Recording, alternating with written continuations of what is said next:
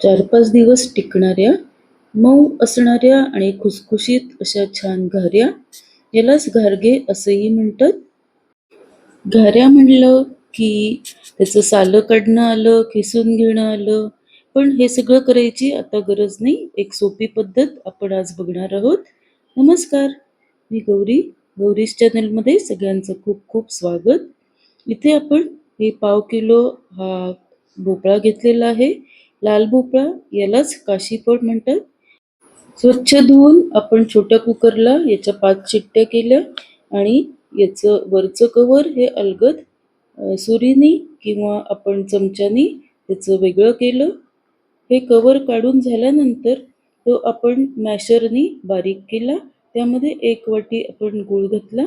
आता हा व्यवस्थित गूळ आणि भोपळा व्यवस्थित मिक्स करून त्यामध्ये 1 चमचा मीठ, 1 चमचा वेलदोडा पूड, त्यानंतर त्यामध्ये आपण 2 चमचे तांदळाचं पीठ आणि थोडंसं आपण वरूनही त्यामध्ये जायफळ खिसून घातलेलं आहे. हे सगळं व्यवस्थित मिक्स केलं.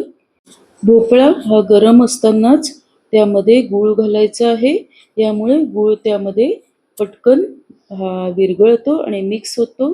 आता हे सगळं एकजीव केल्यानंतर आपण त्यामध्ये बसेल तसं आपण गव्हाचं पीठ हे घालायचं आहे आणि हळूहळू अशा पद्धतीने हा आपण कणिक भिजवायची आहे. त्यातला एक छोटासा गोळा आपण घेऊन त्याची पुरी अशा पद्धतीने लाटली. शक्यतो तेल लावून ही पुरी लाटून घ्यायची आहे. अशा छोट्या छोट्या पुऱ्या आपण सुरुवातीला करून घेऊ शकतो. आता ही एक पद्धत झाली पुरी करायची. आपण दुसरी परत बघणार आहोत.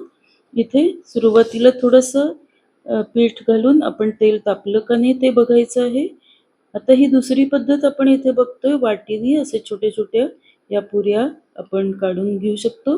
या वाटीच्या आकाराच्या पुऱ्या एकाच वेळेला भरपूर आपण करू शकतो आणि पटापट या तेलामध्ये सोडून त्या छान टम्मही फुगतायत. आपण इथे बघू शकतो.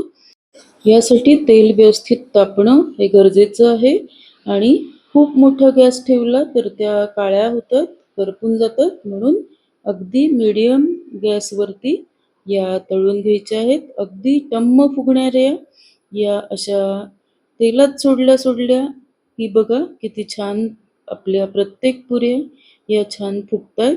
इथे आपण बघतो आहोत. अशा पद्धतीने प्रत्येक व्यवस्थित तळून घेतल्यानंतर या घाऱ्या किंवा हे घारगे अतिशय छान टम्म फुगतायत. यावरूनच आपल्याला लक्षात येतं की अजिबात तेलकटही नाही आहेत. दिसायला तुम्ही बघू शकता की अजिबात याच्यामध्ये ऑइल कुठेही दिसत नाही, परंतु छान फुगलेले आहेत. या 4-5 दिवस अगदी सहज राहतात. तुम्ही ट्रिपला नेऊ शकता किंवा टिफिनमध्येही या नेऊ शकता.